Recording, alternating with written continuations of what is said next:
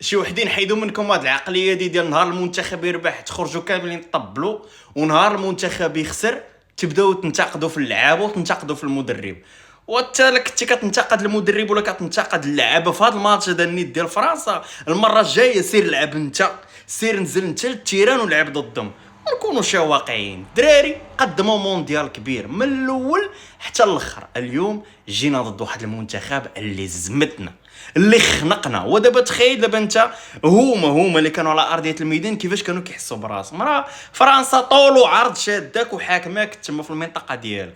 باش نكونوا واقعيين، الدراري راه حاولوا الميطال الاولى، راه دافعوا داروا اللي عليهم، ولكن باش انك دير رده الفعل، واش العيا، واش بزاف ديال الاسباب، ولكن في الاخر فرنسا كانت احسن من المنتخب المغربي. والدراري تقاتلوا وما ننتقدوهمش، لا نزيدوا نشجعهم. وباقي ان شاء الله القادم غادي يكون افضل ان شاء الله.